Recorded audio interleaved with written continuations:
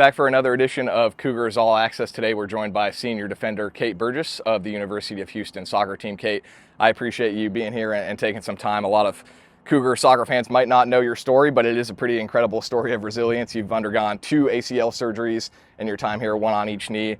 Just walk us through the process and the timeline from when you got here as a freshman to where you are now. Yeah, so my freshman year, when I arrived in my fall season, it's like any other freshman hard fall season when you're first transitioning from club to college soccer life. But it was good, I got some minutes, and then my spring season, unfortunately, I tore my right ACL during a scrimmage of a practice, and then that whole year was intense rehab and surgery. And it was not easy, but I did a lot of mental work and just physical therapy, and I was able to get back my sophomore spring. And unfortunately, that first game back, home game back, I tore my left ACL during warm-up.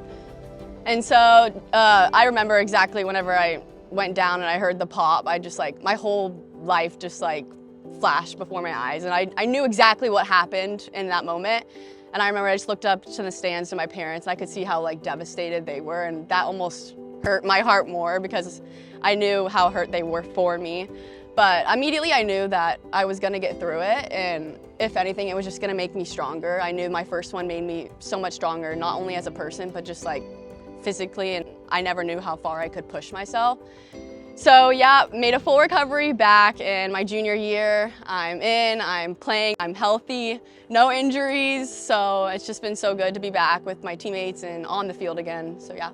Tell us a little bit about just your mentality during that process, because it's got to be hard sometimes. It's human nature to question, can I go through this a second time? So how do you stay positive to come out on the other side? Yeah, at first it was super tough. The surgery was one of the toughest weeks following both of my surgeries. I mean, the pain I endured was something I've never felt a pain like that. But honestly, I just relied a lot on my faith. And instead of doubting it, I just completely turned to God and joined Bible study on my team and just prayed a lot, but then also used my whole support system around me, my family, my friends. I was able to continue to travel with the team, which was a great experience as a team manager, which really, really helped my mentality just to stay all in with the team, so yeah. You were able to get some time in both exhibitions this fall. What's running through your mind when you check in for the first time in the fall? Yeah, so since I've experienced so much, I've just learned to have fun with it. Not put pressure on myself, but just be grateful that I'm able to be on the field and not on the sidelines anymore. So yeah, just have fun and really enjoy it because I don't have it for much longer, so just really enjoying it. I'd love to hear just about what the University of Houston means to you, because you're a Houston native, so you stay close to home. Yeah. And a lot has changed in college athletics since you got here. You got NIL, you've got the portal, you've had a coaching change. So going through all this and 2 knee surgeries, what was it about the University of Houston that made you stay here the whole time? And I love Houston. I mean, it's my hometown. I can't say enough good things about it. I mean, the diversity here, so many places to go out and eat and do things. But I mean, the most thing that resonates with me is just the diversity and the culture, because I've been able to do so much community service. We do third ward cleanups, which has been so cool, where the athletes go around and pick up trash, and just you see the people in the community come up to you and they're just so grateful. They're like, oh, you're an athlete and you're picking up trash? And we're like, yes, we want to give back. So just experiences like that, but then also just the support system here has been amazing. And although the transfer portal can be overwhelming at times, it's brought so many new girls into our team.